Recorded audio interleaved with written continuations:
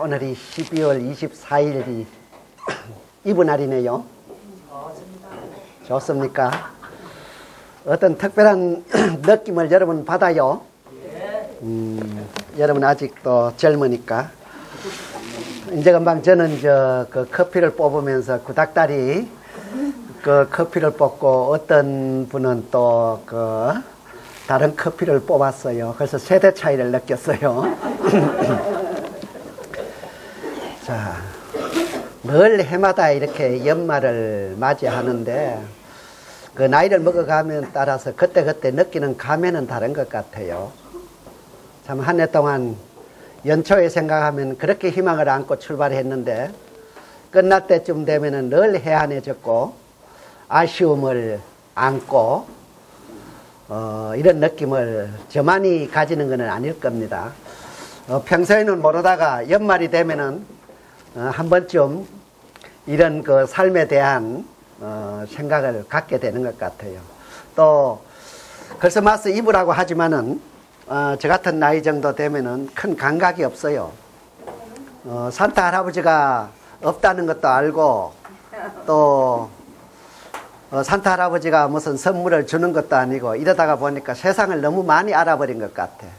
일어날 수 있는 것들이 뭔가를 너무 알고 있기 때문에 그런 기대나 큰 희망을 가지지 못하는 것 같아요.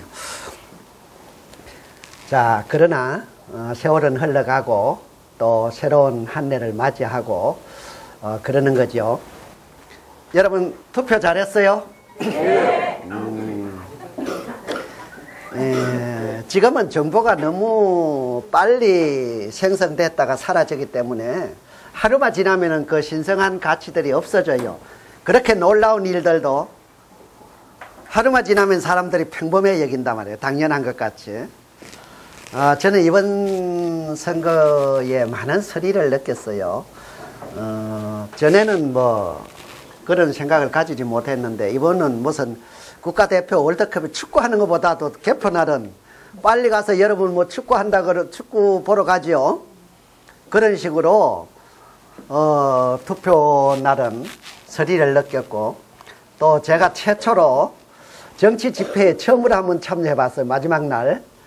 내가 사는 주위에 마지막 날 왔기 때문에 저도 가서 열사도 하고 그러니까 누구 이름을 막 부르면서 이러니까 흥이 나고 어떤 또 색다른 느낌을 받았어요. 이번 선거는 신문이나 매스컴에서 많은 분석을 했지만은 뭐 노무현 대 박정희 대통령의 대결이다, 뭐 남녀의 대결이다, 또 세대 간의 대결이다, 이런 그 많은 용어들이 나왔어요. 근데 가장 제가 그 느낌 중에 하나는 세대 간의 대결이란 말이 사실은 경제계에서는 한 5, 6년 전부터 앞으로 전쟁은 지역 전쟁이 아니고 젊은이와 늙은이들의 대결이 될 것이다. 왜 그러냐? 지금 현재의 부를 장악해가 있는 사람들은 나이 많은 사람들이란 말이에요. 근데 젊은이들이 아무리 노력을 해도 살기가 힘들고 집을 사기가 힘드는 거예요. 자기 아버지의 도움을 받지 않고 집을 살 수 있는 사람들은 거의 없다는 거죠. 그러면 부를 움켜쥔 나이든 세대와 부를 쟁취하려는 젊은 세대 간의 경제전쟁이 일어날 것이다.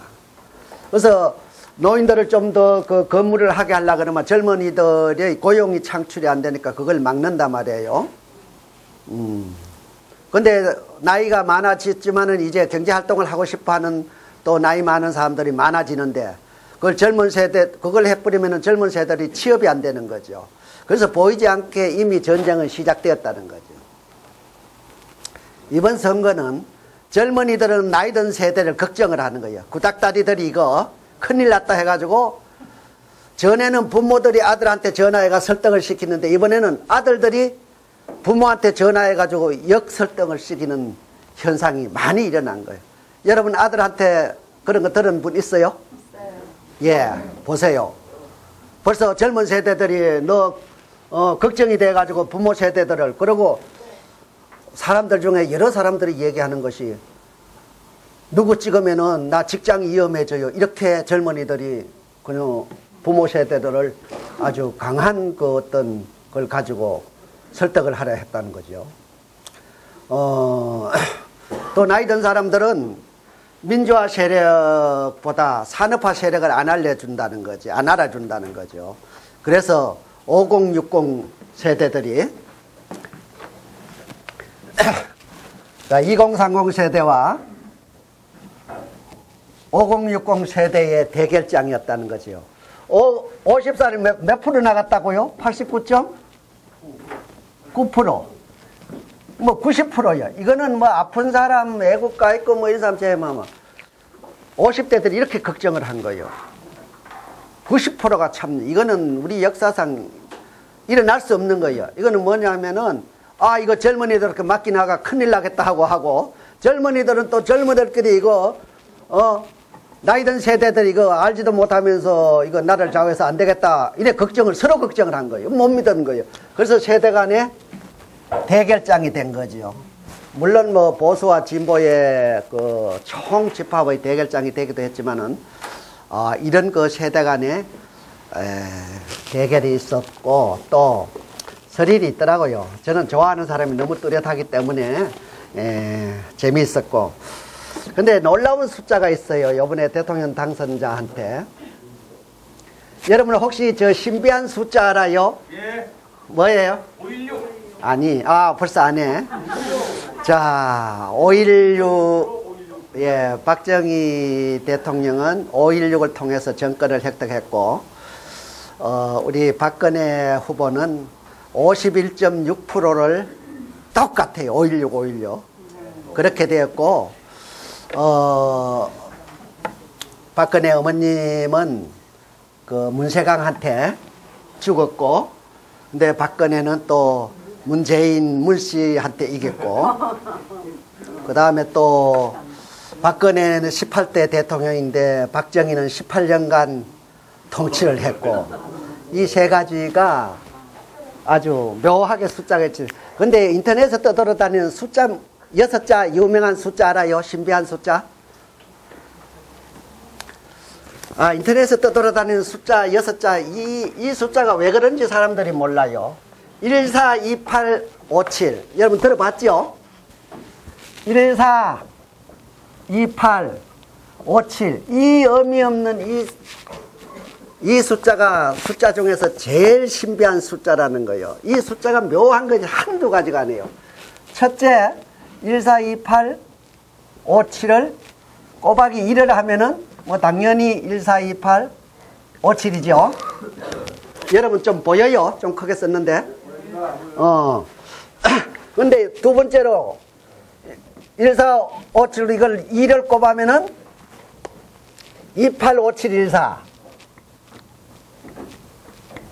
또 3을 곱하면은 428571. 여러분 영업하다가 이런 숫자 하나 기묘한 거 얘기하면 전부 놀라요. 어떤 일이 일어나는지를 4번을 곱하면은 571428. 5번을 곱하면은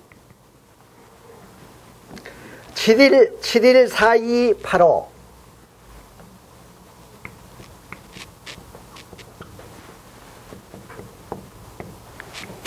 자, 여러분이 여기서 묘한 느낌을 받죠? 여러분 아는 사람 알겠죠? 이 숫자들이 하나 곱했을 때 142857이잖아요? 둘을 곱하면 뭐요? 145728. 이렇게 나오죠? 같은 숫자가. 어떤 숫자도 이런 게 나오질 않아요. 2를 곱했는데 1457, 1428, 57 이렇게 나오죠? 3을 곱했는데 뭐요? 1457, 28 또 나오죠? 4를 곱했는데 1428, 57 나오죠? 똑같잖아요. 어느 틀을 벗어나. 딴 숫자가 이렇게 많은 숫자를 곱했는데 딴 숫자가 개입이 되질 않는 거예요. 이 안에서 노는 거예요. 자, 5개를 곱해도 14, 57, 28 똑같잖아요. 이 놀라운 발견이야. 그래서 아주 이 숫자가 아주 신비. 근데 여기서 끝나는 게 아니에요. 읽어볼 거면 하면 뭐가 나오느냐? 읽어보면 놀랍게도 999가 나옵니다. 이런 신비한 숫자가 나온다고요. 또 142857이 이제 이걸 가지고 왜 이게 중계하고 이런 날은 이런 게 잘 안 나와.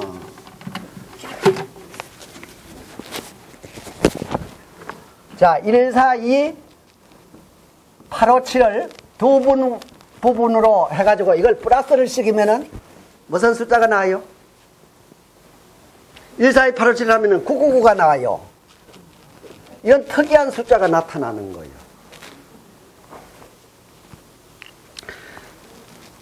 그 다음에 이것을 또 놀라요. 142857을 더하면은 142857을 더하면은 99가 나오는 거예요.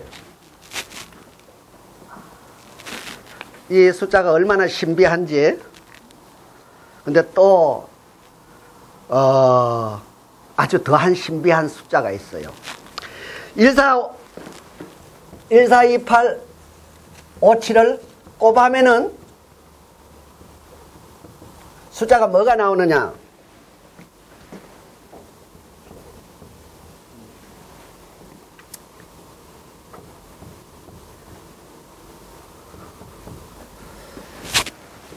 이 수를 제곱을 해버리면은 20408, 22449 이런 어마어마한 숫자가 나와요. 이 숫자가 나오는데 이 숫자를 더하기를 하면은 무슨 숫자가 나올 것 같아요? 더하기를 하면은 원 기본 숫자가 나와요. 142857.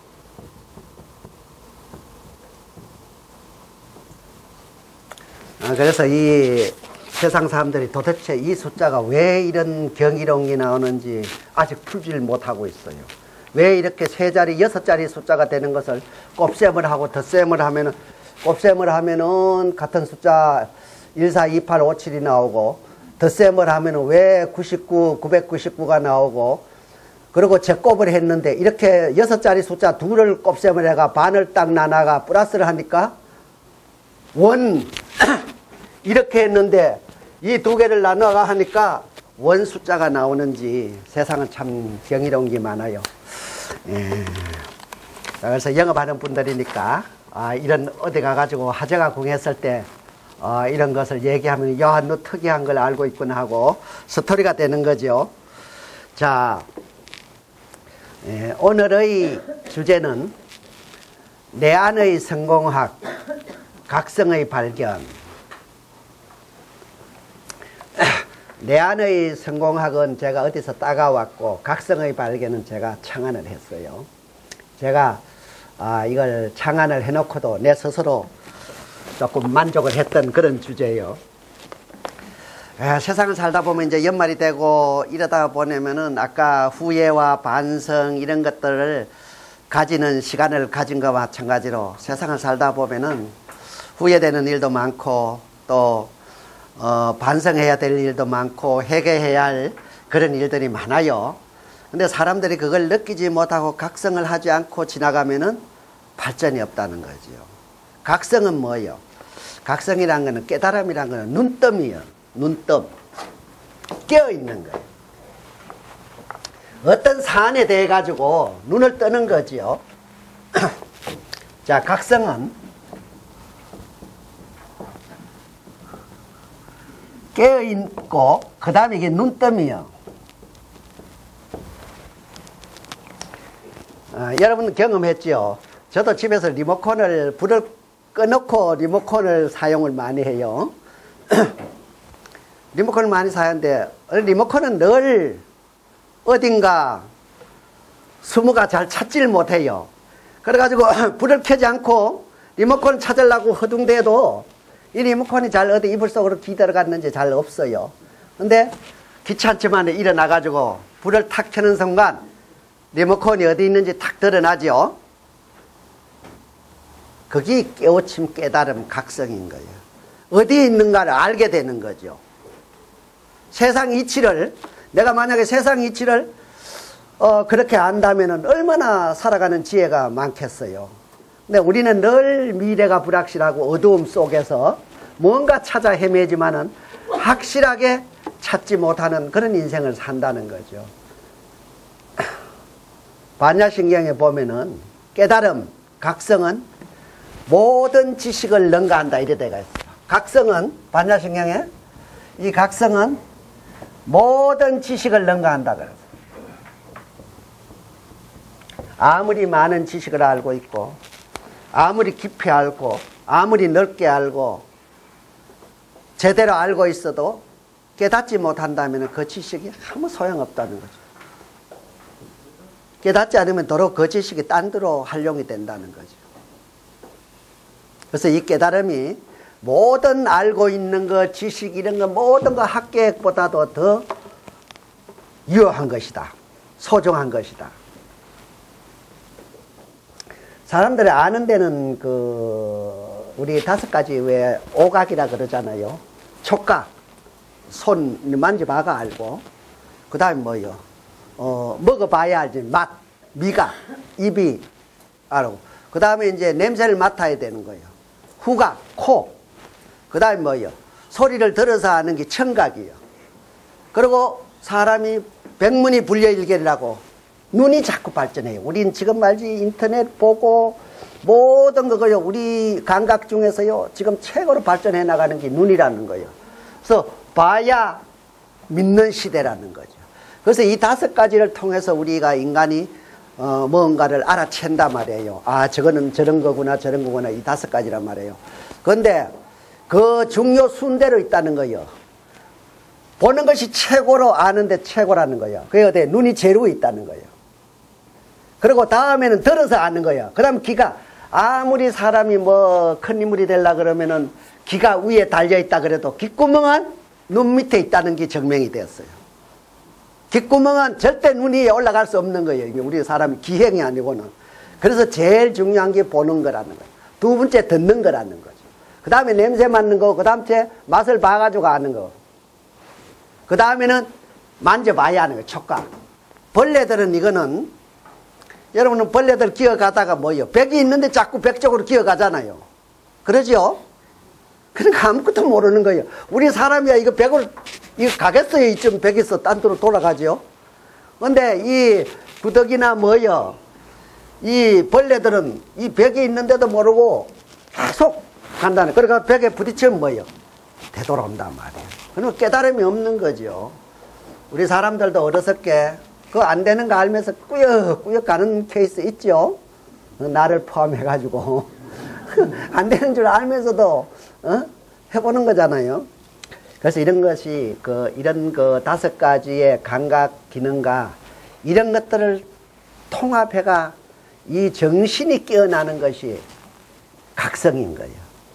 이 5가지는 그냥 꼭 그렇게 해봐야 알잖아요. 근데 이거는 생각이 플러스 돼가지고, 깨우침이 눈을 뜨는 거죠.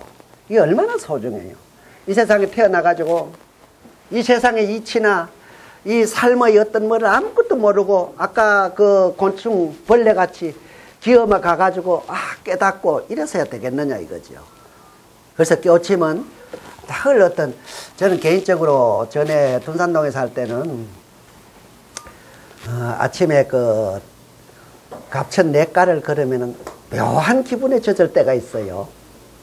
아, 그렇구나 하고 마음도 정화되고 좀 어떤 카타르시스라 그럽니까? 기분도 좋아지면서 아, 그렇구나 하고 세상 일이 그렇구나. 어떨 때 그걸 느끼게 되는 거예요. 물론 부처님이나 이런 것까지 큰 깨달음은 아니지만은 작은 생각들이 자꾸 떠올라가지고 아, 그렇구나. 이건 참아내야 되는 거구나. 아, 이건 이렇게 해야 되는구나 하는 생각이 떠오른다는 거죠. 또 독서를 하다 보면 완전 그냥 필이 꼽히는 그런 문장이 있다고요. 아, 그렇구나. 제가 이제 근래에 자주 지난번 얘기했던 것 중에 하나는 뭐예요?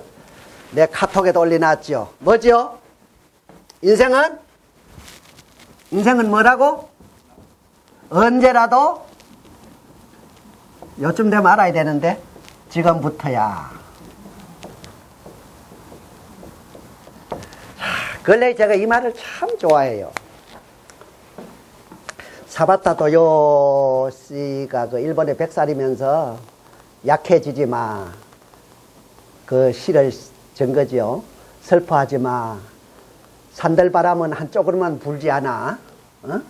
그렇게 지금 현재 어렵지만은 지금 당신은 살아있잖아.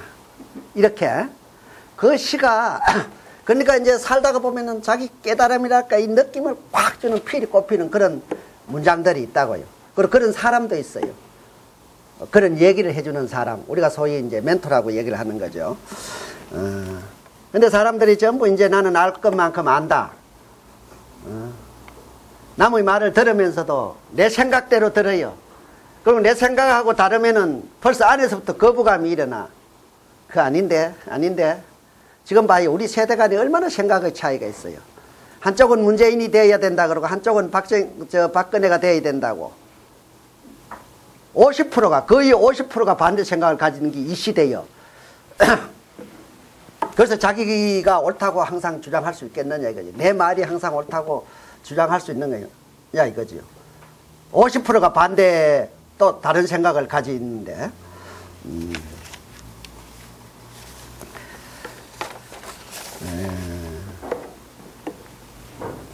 그래서 우리가 알지만은 잘 알지 못하고 있는 것들이 틀리게 아는 게 참 많아요. 우리 지식이라는 것이 다 그게 맞는 게 아니에요. 가끔 그러지요. 저 친구가 그럴 줄 몰랐다. 우리는 진짜 가족까지도 서로 잘못 알고 있는 게 많아요. 알고 있다고 생각하지만 자기 아내 남편도 사실은 확실히 알고 있지 못하는 거죠. 친구도 확실히 알고 있지 못하고 또 자기 자신만으로도 알고 있지 못해요. 50%도 자기 자신을 어떻게 할 건가를 모른다는 거예요. 내 마음 나도 몰라라는 거지. 내가 내일 어떻게 할지 모르는 거예요. 내일은 완전히 신의 세계예요. 내가 어떻게 죽을지 살지까지도 모르는 거예요. 그래서 속옷을 깨끗하게 입고 다니라 그래. 혹시 죽을지도 모르니까 창피당하니까. 그만큼 미래는 불확실하고 우리 인간의 영역이 아니라는 거죠. 왜 그 바다 젖는 거 보여. 오늘 속옷이 더럽구나.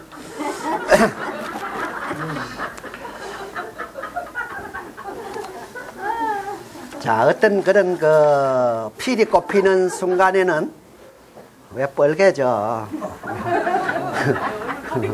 내가 히트를 쳤나? 자, 이런 것들이 오는 순간에 우리는 강철을 발휘하며 인생의 유턴이 되는 거예요. 어떤 각성이 확실해졌을 때부터 사람이 달라지는 거예요.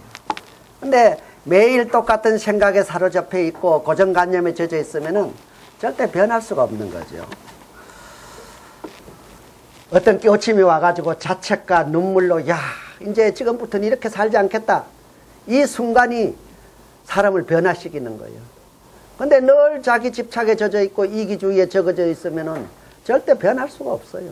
근데 자기는 변해 있다는 거죠.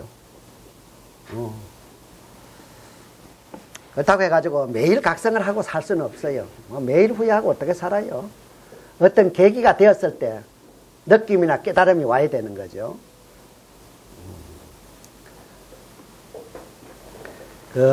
왜 우리 어릴 때 보면 이놈의 자스가 부모들이 정신 차리라, 각성해라 이런 얘기 하죠. 그 사람들이 자라서 이제 우리 세대가 된 것이죠. 우리 회사도 각성해야 될 사람이 많아요. 1순위가 제가 각성을 해야 되고, 또 각성을 해야 될 사람은 또 이 강의를 주로 안 듣는 거죠. 이런 얘기는 사실 내가 하면 안 되는 얘기요. 좀 답답해서 하는 얘기지. 저도 이제 저 자신의 어떤 고정관념에 젖어가 이런 얘기를 하는 거예요. 내가 절대 옳다고, 내가 말하는 게 옳다는 거. 전엔 나는 다 옳은 줄 알았어요. 딴 사람들이 내 생각하고 좀 다른 얘기하면 뭐 화가 팍 났어요. 되지도 않는 소리 한다고. 근데 지금은 그렇진 않아요. 그 차이를 제가 인정을 하는 거죠. 그게 작은 깨달음이 아닌가. 그런 참을성도 옛날보다 참 많아졌어요. 전에는 뭐 내 생각하고 다른 얘기나 행동을 하면은 눈에 너무 거슬리더라고. 저 사람이 저렇게 행동하는 것은 나와 다른 어떤 자기의 어떤 표현이구나. 나도 내가 내 걸 표현하듯이 이렇게 이해랄까, 조그만한 어떤 깨우침이랄까, 이런 것을 느끼게 되었어요. 그런데 그 수술할 때 각성이라는 말이 있어요. 아는지 모르겠어요. 수술할 때는 각성이 되면 안 되는 거예요. 전신 마취를 했는데 깨어나 버리는 거예요. 수술 도중에. 그게 한 1000명 중에 1명 정도 1% 있는 거예요. 마취가 안 되는 거죠. 그런데 움직일 수는 없어요. 표현은 못해. 반마취가 돼요. 근데 생자로 이 가위를 가지고 살을 도려내고 뼈를 터치를 하는 거예요. 그래서 그 수술을 끝나고 나면 그 사람은 아주 후유증이 완전히 아픔을 아는 거죠. 그러니까 이게 특이 체질이 돼가지고 전신 마취가 안 됐는데 의사는 전신 마취가 된 걸로 한 거예요. 그러니까 마취가 안 됐는데 여러분 수술했다고 한번 생각해 봐요. 그 사람 죽는 거 아니에요? 치기버리는 거지 그거는.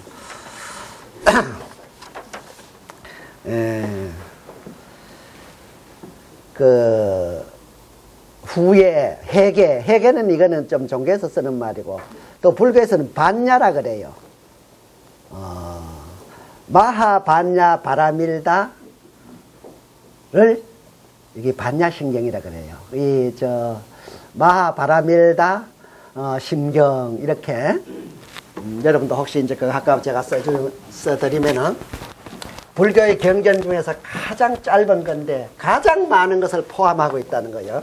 내가 한자로 쓰면 좋은데 내가 한자 실력은 없어가. 마하 반야 바라밀다 심경. 이게 이제 요 반야신경을 따서 반야신경이라고 우리가 이야기하는데 열자예요. 이 열자에다가 원문 260자를 포함해 가지고 반야신경은 270자다. 여러분이 혹시 반야신경 그 270자잖아 이 정도면 해도 뭔가 아는 사람이 되는 거죠. 반야신경 270자면 우리 인생의 지혜, 깨달음에 대한 얘기를 해요. 깨우쳐야 모든 지식을 능가하는 것이 깨우침. 깨우침이 없는 사람은 뭘 아는 사람이 아니다 이렇게 얘기를 하고 있는 거죠. 그래서 이 반야신경에도 보면 제가 좋아하는 말 중에 이제 색정시공이라고 했어요. 모든 사람은 연결되어 있다. 인연으로 연결되어 있다. 여러분과 저는 뭐 얼마나 굳굳한 인연으로 지금 연결되어 있는지 몰라요. 여러분이 어떤 경로를 통해 가지고 어떻게 이 자리에 있는지 모르지만 저도 어떤 경로를 통해 가지고 어떻게 이 자리에서 이 강의를 하고 있는지 모르지만은 여러분과 저는 보이지 않는 모든 인연의 끈으로 연결되어 있다는 거죠. 이렇게 반야신경에서 그런 참 깨우침을 주는 그런 얘기들을 하고 있어요. 깨달음은 절대 지식이 아니야. 영어 단어 안다고 해가지고 뭐가 깨달음이 있는 거는 아니야. 한자 안다고 해가 깨달음이 오는 거는 아니에요. 남이 모르는 것을 많이 안다고 해가 그 사람이 깨우침이 있는 것은 아니에요. 깨우침은 지식하고는 구분되는 거예요. 어떤 사람 지식 많은 사람이 영 아닌 사람 있지요. 영 알기는 많이 아는데 수능틀 있잖아요. 그런 사람들은 멘토를 구하지 않아요. 지금은 멘토의 시대인데도 불구하고 자기가 너무 많은 것을 안다는 거죠. 멘토가 필요 없다는 거죠. 여러분 줄탁동시 알잖아요. 줄탁동시 계란이 깨어날 때 깨어나는 기운을 느껴가지고 신호를 보냈대. 어미가 그 신호를 알고 쫓아줘가지고 병아리가 나오는 거예요. 어미가 깨우침이 없고 아무것도 몰라가지고 지금 자기 그 병아리가 될 게 안에서 어떤 신호를 보내는데 그걸 찍어주지 않으면 병아리는 그 안에서 죽는 거죠. 우리 스폰서들도 마찬가지예요. 밑에서 도움을 계속 요구하고 있어요. 내 마인드를 계속 그 본부장이나 팀장한테 내걸 하고 있는데 못 알아챌 수가 있다는 거죠. 다른 방향으로 갈 수. 그거를 쫓아줘야 되는데 아픈 곳을 동기부여를 해줘야 되는데 느낌을 받지도 못하고 다르게 행동할 수 있다는 거죠. 그래서 사람들은 자기 자신이 이제 어떤 깨우침이나 이런 게 왔을 때는 세상을 바라보는 눈이 달라지는 거예요. 세상이 달라 보이는 거예요. 그런데 지식이 있다고 해가지고 그렇게 보지는 않는다는 거죠. 내 안의 성공학, 각성의 발견. 사람은 항상 한 가지 이상의 재능을 가지고 있어요. 그것을 발견해내야 돼요. 그리고 그걸 깨달아내야 되는 거예요. 성공해야 할 마음이 생겨야지, 각성이 돼야지 성공을 하는 거죠. 행복해야 할 마음을 먹어야지 행복해지는 거죠. 깨달음 중에요. 제가 아까 얘기했는 것 중에 요새는 이제 제가 그 노원동에 살기 때문에 그 왕가봉이라고 산에 가끔 올라요. 그때 이제 그 어떤 뭐라 그럴까 많은 생각을 하고 이러는데, 그래서 이게 병아리가 노력을 하는데 남이 이런 걸 하는데 내가 뭐 배를 남한테 배를 해주고 이런 게 소중한데 이런 걸 모르고 못 해준다는 거죠. 또 알아도 여러분 뭐 담배 끊는 거 몸에 좋다는 거 다 알잖아요. 근데 못 끊잖아요. 알아도 깨우침이 없으면 안 되는 거예요. 술 먹으면 몸에 나쁘다 알지만은 못 끊는 거죠. 어떤 각성, 야 이거는 이제 내가 담배를 끊지 않으면은 내가 이 아름다운 세상을 사는데 생명이 단축된다. 그리고 어떤 계기가 있어야 돼. 그런 게 없으면은 뭐요? 절제를 하지 않으면은 뭐요? 절제를 당한다는 거죠. 병원 의사한테 가가지고 당하는 거예요. 이제 당신 담배 피우면 이제 죽어요. 이 경고 받고 나서 끊으면은 늦었잖아요. 2주일 모양.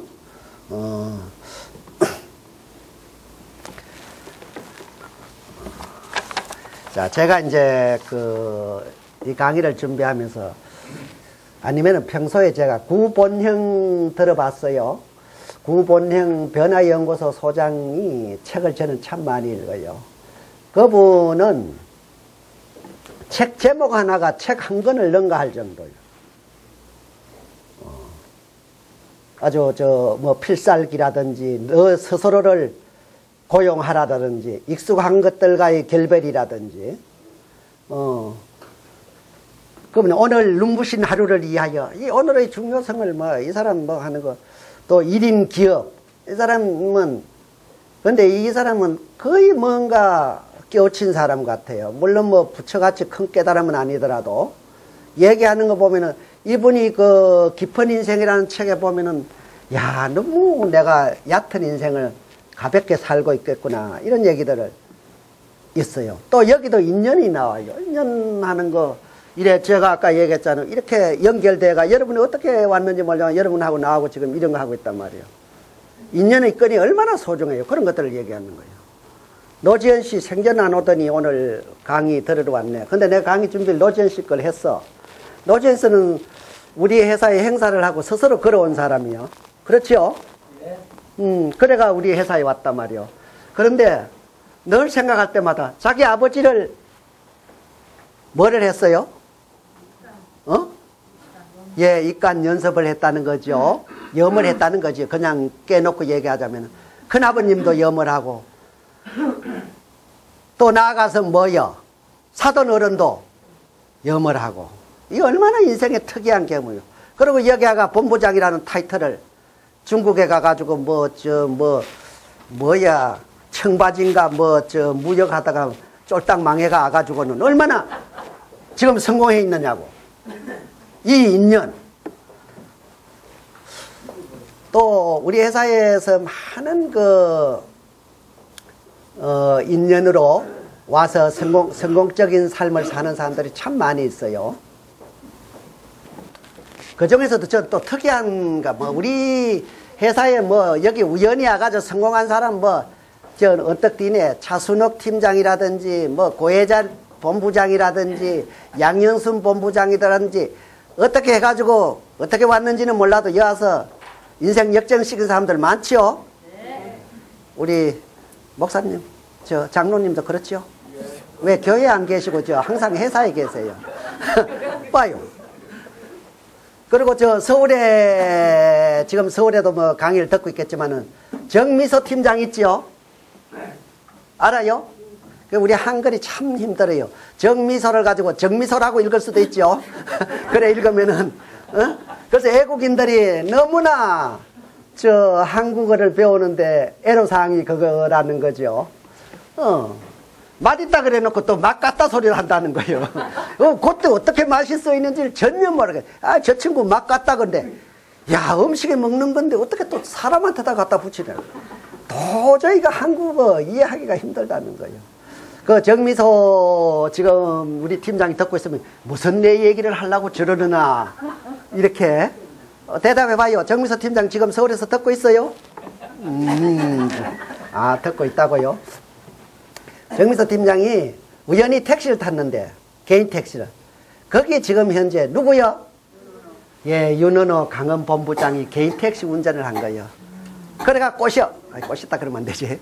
명함을 주면서 우리 회사에 한번 오세요 해가지고 우리 회사에 와서 뭐요?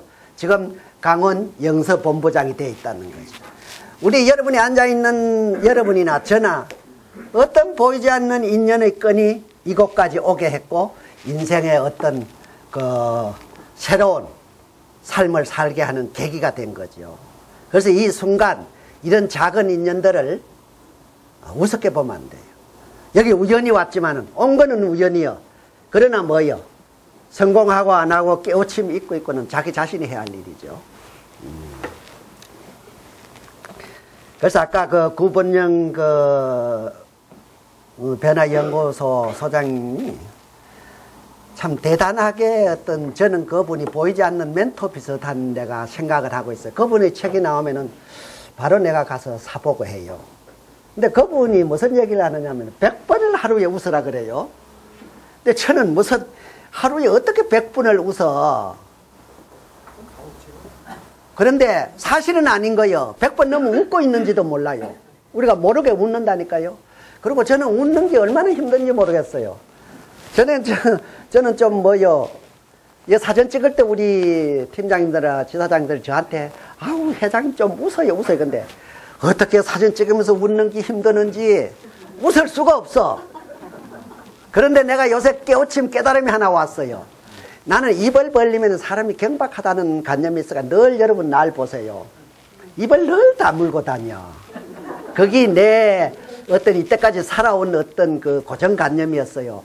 사람이 특히 여자가 입을 벌리고 있으면 좀 뭐 이런 용어 써도 되나 좀 해퍼 보일 거다 할 정도로 그런 내가 이걸 가지고 있었단 말이요. 왜 저렇게 해프게 웃어 이랬는데 그게 내 잘못된 고정관념이죠. 그래서 사진 찍을 때 제가 입을 다물고 웃으려고 그래. 이게 찡거리지는 거예요. 근데 이제 입을 벌리고 웃는다는 게 이게 활짝 웃는 거, 마음까지 웃는 거더라고. 그래서 하루 한 50번 정도 내가 웃을 때 늘 생각을 해요. 내가 또 웃었네. 지금도 웃고 있네. 뭐 정확히 세리보지는 않았지만 하루에 한 50번쯤 웃었을 때, 웃게 되었을 때, 아, 내 주위에 너무 행복한 것들이 많이 깔려 있다는 걸 알게 된 거예요. 행복의 발견. 그건 뭐 행복해서 웃는 것이 아니고 뭐 노상이 얘기하지요. 뭐 웃어서 행복하게 되는 것이라 이 말을 많이 하잖아요. 그래서 이 웃는다는 거 이것도 깨우침이요.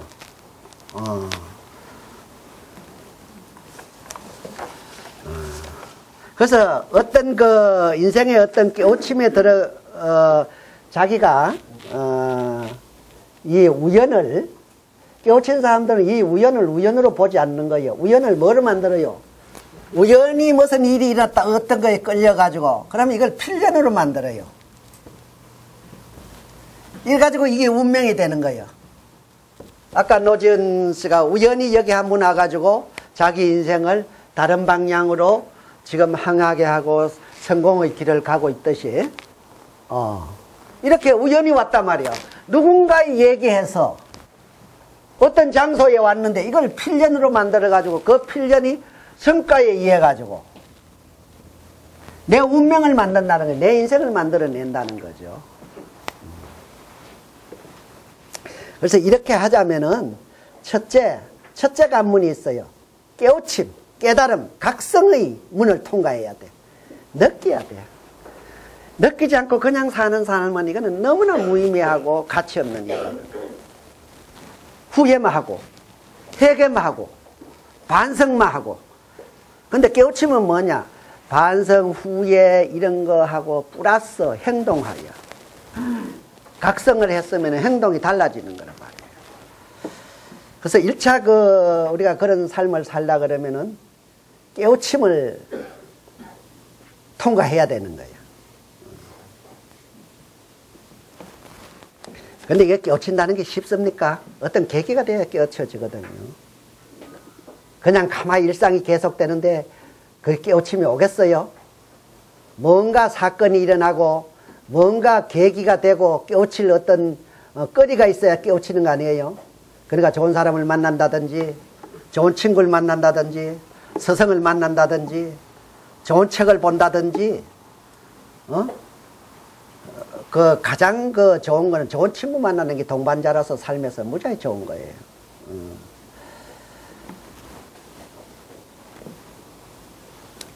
예. 그래서 이 우연을 이런 얘기가 있어요. 큰 길은 하늘이 만든다 그래요. 근데 작은 길은 여기 와서 여러분이 하는 작은 길은 자기 자신이 만드는 거예요. 뭐 큰 부자는 하늘이 낸다 그러죠. 작은 부자는 자기가 만드는 거고 그 마찬가지로 큰 길은 진짜 어떤 보이지 않는 신의 손에 의해서 인도되는지 모르지만은 인도되어 와서는 내가 내 길을 개척하는 거죠. 머리로만 생각하는 것이 아니라 가슴까지 생각했을 때 우리 인간은 변화가 오는 거죠. 그 다음에는 깨우침이 왔으면 견딤의 문, 인내를 해내야 돼. 계속의 힘. 계속하는 것보다도 더 힘이 있는 것은 없어요. 지속하는 힘. 제가 우리 회사도 늘 가장 강조하는 게 그래요. 지속 가능 경영이라 그래요. 대기업이 되는 게 아니야. 뭐 우리 8층에 있지만 웅진코에가 뭐 작아서 7조 원의 매출을 올리는 회사가 작아요? 왜 무너지겠어요? 우리 그 유통의 그 신하인 윤석금 회장이 그냥 물러나 버린 거 아니에요. 왜? 모르는 곳에다가 투자를 한 거예요. 욕심을 낸 거예요. 그러니까 깨우침이 없는 거예요. 어떻게 해가지고 그래 정수기 팔고 유통업에서 태양광으로 뛰어들고 건설업에 뛰어들었는지 그게 결국은 5년 만에 웅진코웨이가 어려운 길로 들어가선 계기가 된 거죠. 견디내야 돼. 이 개인도 마찬가지예요. 어려움이 닥쳐도 그거 다 견디내야 되는 거죠. 자기를 알아주지 않고 침묵의 10년이라 그래. 10년은 견디내야 돼요. 자기를 안 알아주는 10년을 갈세하고 자기를 무시하고 내가 존재하는지 안 존재하는지 사람들이 알아주지도 않아도 그 과정은 침묵의 10년이라고 그게 약 1만 시간이래요. 근데 근래에서 1만 시간에 성공의 법칙. 그런데 뭐 한 달 해보고 아이고 안 되네 이거. 응? 이거 나하고 맞지 않네. 맞는지 안 맞는지 해봐야 알지.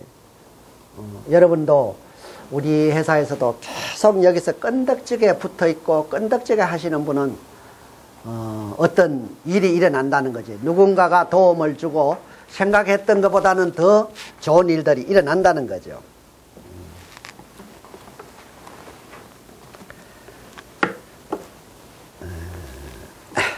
그래서 땀을 흘리는 시간이 1만 시간은 돼야지 성공 여부가 판명이 된다는 거예요. 다른 사람이 안 알아주면은 아직은 나의 때가 아니라고 생각하면 돼. 또 그러고 솔직히 조금 깨우침이 있으면 남이 안 알아줘도 괜찮아요. 내 인생 낸데 남이 뭐 알아주는 게 그렇게 소중해요. 저도 한때는 그런 생각을 많이 했어요. 항상 칭찬만 듣고 잘한다 소리만 듣다가 현직에서 물러나니까 사람들이 칭찬 안 해주니까 이상하더라니까요. 내가 별거 아니구나 이런 생각이 자꾸 들더라고. 근데 지금은 아니에요. 내 인생 나는 이건희보다도 행복하다고 생각하는 사람이니까.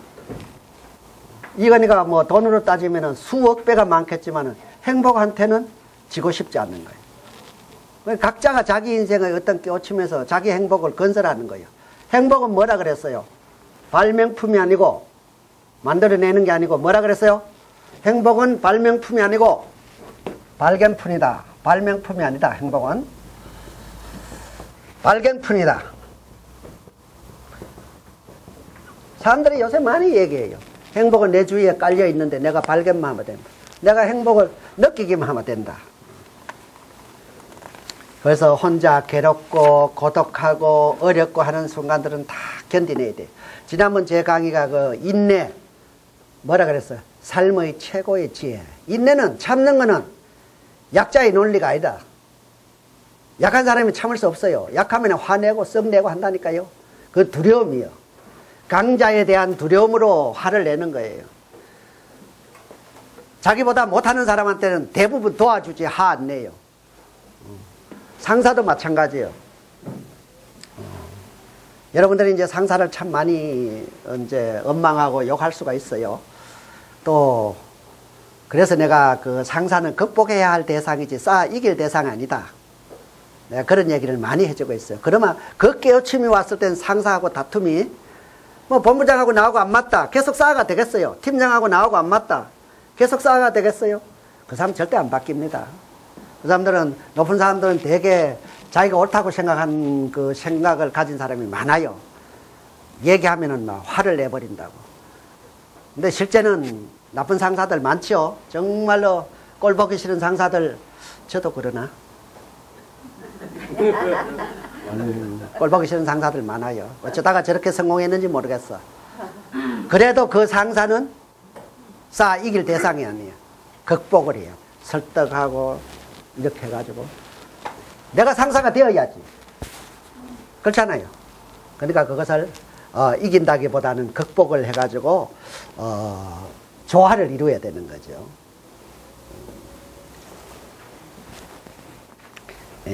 견디내려 그러면 어렵기 때문에 아까 얘기한 내가 멘토를 누구나 가져야 돼. 그 멘토의 중요성이 참, 어떤 멘토가 무슨 말 한마디 하지만 성광 같은 뭐가 확 와요. 어떨 때는 그렇구나. 마음이 평온해져. 내가 생각했는 거, 전에 한 사람이 그 라인을 딴 데 걸 가져갔다고, 김희세가 회사 나오기 싫다 그래가지고 막 나오지도 않고 이랬어요. 그 사람은 계속 옆자리에 있는데 보기도 싫고, 내가 먼저 알았는 사람들 지가 치어가 갔다는 거죠. 근데 나한테 그 면담을 왔어요. 그래, 세상에는 여러 가지 일어날 수가 있고, 그러한 것들은 우리 세상에 흔히 있을 수 있는 일이다. 그런 거는 극복해내야 된다. 그리고 우리 한강을 원망할 필요는 없다. 그거는 어떤 한 사람이 그런 거지. 그래가 그 다음날부터 한 일주일이 안 나오다가 그 다음날부터 편안한 마음으로, 내가 한강 때문에 나오는 거지 상사 때문에 나오는 거 아니라는 거지. 여러분 만약에 본부장이나 팀장이 싫은데 한강이 싫어할 필요는 없어. 그렇잖아요. 상사가 싫은 거지. 그리고 좋은 상사들도 많잖아요. 얼마나 잘해줘요. 배려하고 자기 일같이. 물론 뭐 자기 이기주의에 빠져가지고 정신 못 차린 사람도 있어요. 그렇지만은 더 좋은 사람들이 많다는 거죠. 상사는 어떻게 상사가 되었겠어요?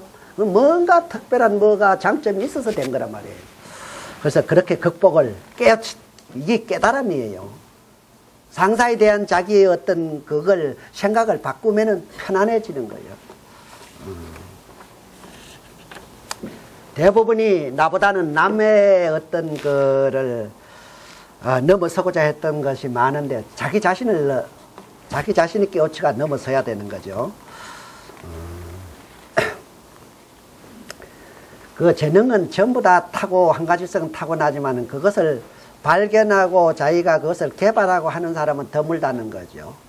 뭐 우리가 소위 자주 얘기하지요.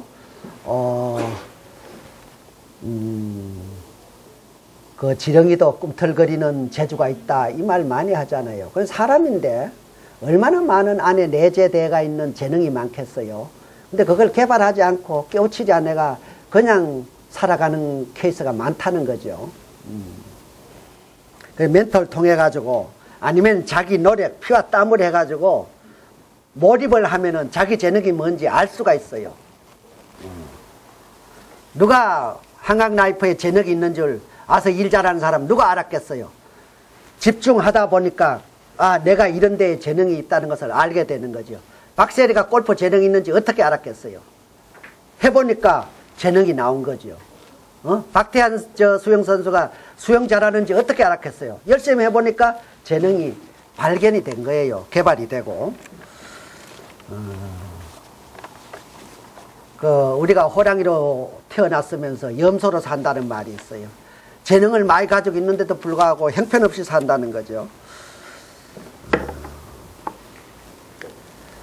제가 이제 요새 사람들이 꿈을 가지라 뭐 이런 얘기들을 참 많이 해요. 네, 실질적으로 꿈의 소중함을 실질적으로 느끼는 분들은 좀 드물어요. 어떻게 살 건가? 앞으로 내 미래를 어떻게 살 건가? 그 꿈을 구체적으로 가진 사람은 의외로 적어요.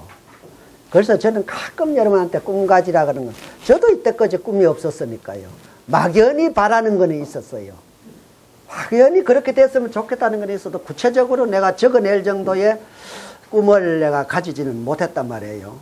어떤 목표는 지난번에 작년 내가 새해 아침에 강의를 하면서 내가 100살까지 사는 게 목표라는 말은 했어요.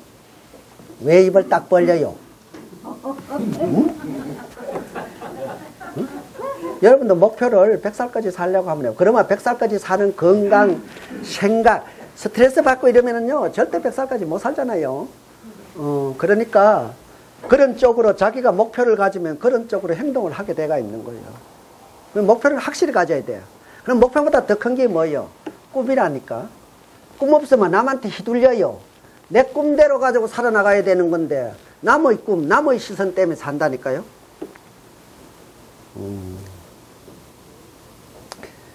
그리고 우리 인간은 한 번의 시도로 완성되는 게 아니에요. 우리 부족한 게 우리 인간이에요.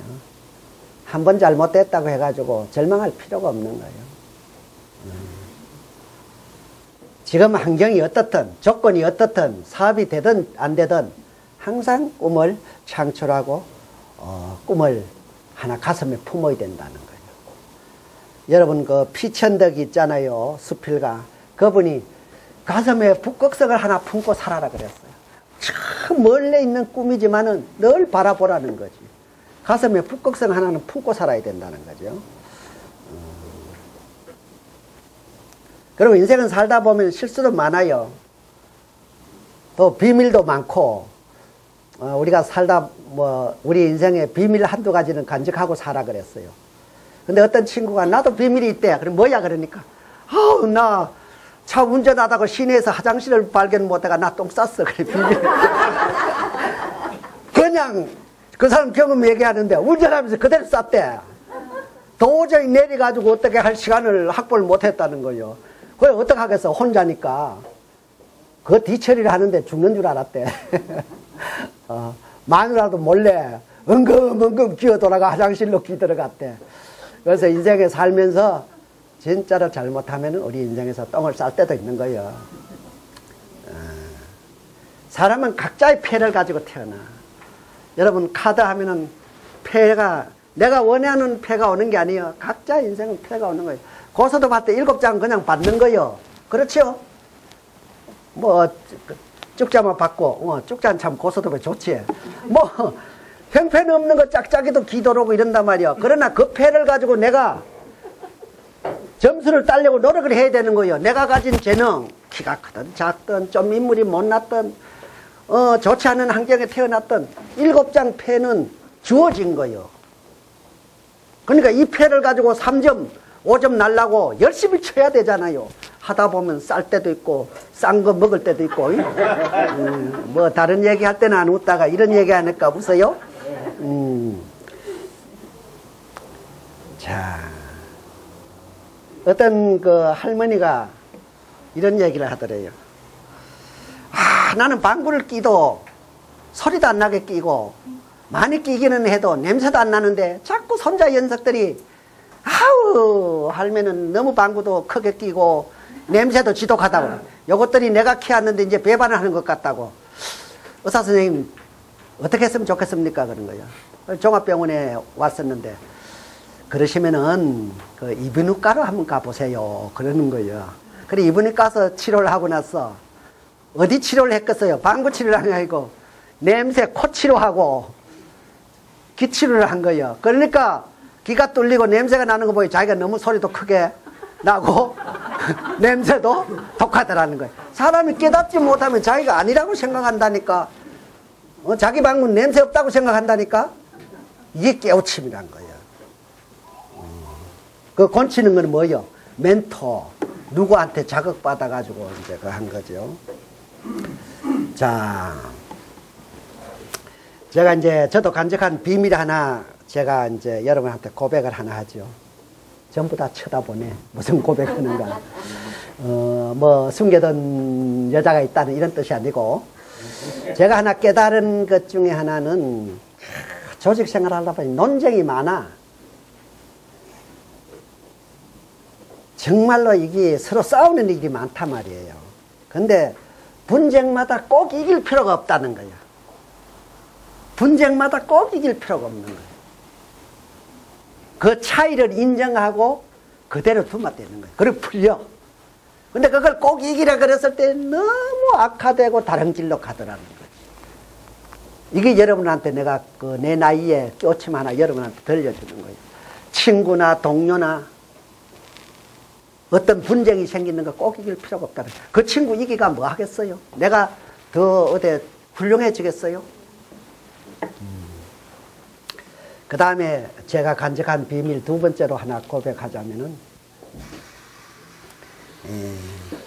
사랑은 거북이도 움직이게 한다. 거북이도 뛰게 한다. 사랑은.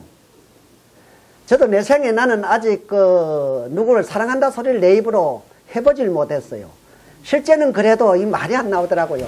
근데 어느 해보는가 부자 됩시다, 뭐 사랑합니다 이 말을 쉽게 하더라고. 그게 참 좋은 것 같아. 지금 생각하니까 내가 너무 마음의 벽을 참 깨우침이 없었던 거지, 너무 닫고 살았던 것 같아. 사랑은 거북이도 뛰게 한다. 거북이가 얼마나 느리요. 거북이가 펄쩍펄쩍 뛰게 한다는 거예요, 사랑이. 근데 사랑이, 이게 결론이에요. 사랑이 최고의 리더십이다. 자기 구성원들을 사랑하지 않고 리더십 발휘하는 것은, 자기 이주의로 리더십을 발휘하는 것은 그 팀이나 그 본부가 성공하기, 그 조직이 최고의 책임자는 우리 회사를 사랑하고 우리 여기 여러분들을 사랑하고 이런 관점에서 리더십을 발휘해야 된다는 거죠. 그러니까 사랑하는 것이 가장 최고의 리더십이다. 이거 한 10년 전에 얘기했으면 웃기는 얘기예요. 그러나 지금은 시대가 각자가 인권을 가지고, 어떤 사람도 이제 마음을 잘 주지 않아요. 어떤 사람도 노래방에 가면은 전부 자기 노래를 부르려고 하는 시대라 이거예요. 그런데 어떻게 사랑을 주지 않고 내가 그 사람을 배려하지 않는데 마음을 움직이겠어요. 그래서 리더들은 사랑 리더십이 최고의 지혜고 깨우침이다. 그래서 우리 한강은 연말연시 크리스마스도 오고 새해도 오고 하는데 전부 사랑하는 마음으로 우리 한강의 조직 발전에 기여하고 여러분 개인의 어떤 깨우침을 해가지고 성공하시기를 빌겠습니다. 네, 마치겠습니다.